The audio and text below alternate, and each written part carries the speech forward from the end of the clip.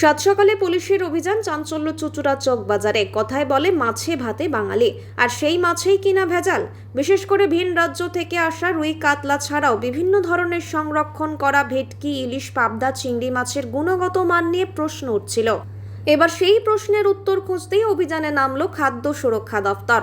এদিন সাত সকালে চকবাজারের মৎস্য আড়তে অভিযান চালালো খাদ্য সুরক্ষা দফতরের একটি প্রতিনিধির দল।